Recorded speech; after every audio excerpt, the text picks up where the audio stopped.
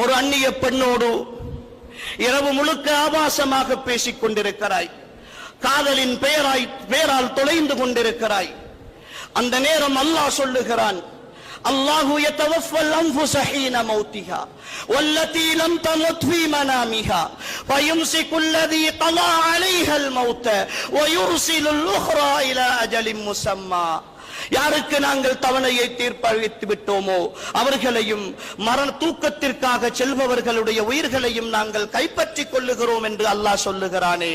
உன்னுடைய இரவு முழுக்க பின்னிரவெல்லாம் அல்லாஹுக்கு மாற்றமாக அல்லாஹ் ஹராமாக்கிய அந்நிய பெண்களுடனான உறவோடு இருந்து விட்டு நீ அந்த இரவு கண்ணசைக்கிற பொழுது, அந்த இரவு உன்னுடைய கண்கள் மூடப்படுகிற வேளையில், அந்த இரவு உன்னுடைய மரணத்தின் வேளையாக இருந்தால், உன்னிடத்தில் மலக்குல் மௌத் வருகிற தவணையாக இருந்தால், உன்னுடைய சக்கராத், உன்னுடைய உடம்பு துடித்து அடங்குகிற, யாரும் உதவி செய்ய முடியாத, யாருடைய உதவியையும் அழைப்பையும் கேட்க முடியாத அந்த சக்கராத்துடைய வேதனையை, உடம்பெல்லாம் நொறுங்கி போகிற, உடலின் நாடி நாளங்களில் எல்லாம் புகுந்திருக்கிற அந்த உயிர் பறிக்கப்படுகிற அந்த இரவாக உன்னுடைய இரவு இருந்தால், உன்னுடைய ரப்பை நீ எந்த முகத்தோடு சந்திக்க போகிறாய்?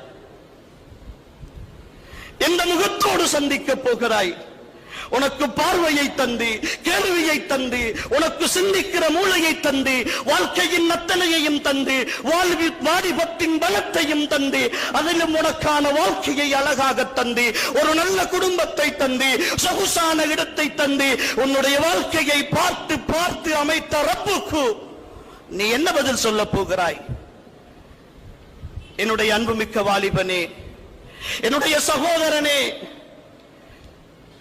போதைக்கு பின்னால் நீ போகிறாய் என்று சொல்கிற பொழுதெல்லாம், ஒரு ஈமானிய சகோதரன் ஒரு போதைப் பொருள் பாவனையில் சிக்கி சீரழிந்து போகிறான் என்று சொல்கிற பொழுதெல்லாம், உண்மையில் ஈமானை நேசிக்கிற ஒவ்வொரு சகோதரனும் துடித்து போகிறோம் தெரியுமா? எங்களால் செய்திகளாக கூட அதை படிக்க முடியவில்லை, செய்திகளாக கூட படிக்க முடியவில்லை. ஏனென்றால் நாளைய இந்த சமுதாயத்தின், இந்த மார்க்கத்தின் தூணாக உன்னைத்தான் நாங்கள் நினைத்திருக்கிறோம். நீ அருவருக்கத்தக்க, அல்லாஹ் ஹராமாக்கிய இந்த மோசமான போதையில், இந்த மோசமான பழக்கத்தில் நீ அடிமைப்பட்டு அழுந்து போய் நாசமாக போய் கொண்டிருக்கிற இந்த நிலையை பார்க்கிற பொழுது எப்படி எங்களால் சகித்துக் கொண்டிருக்க முடியும்? என்னுடைய சகோதரனே,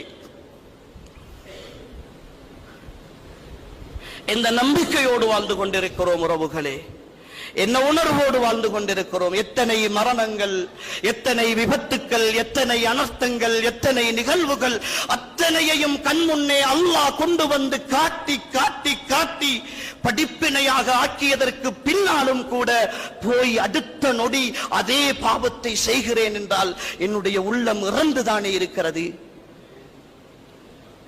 உள்ளம் துருப்பிடித்து போய்த்தானே இருக்கிறது.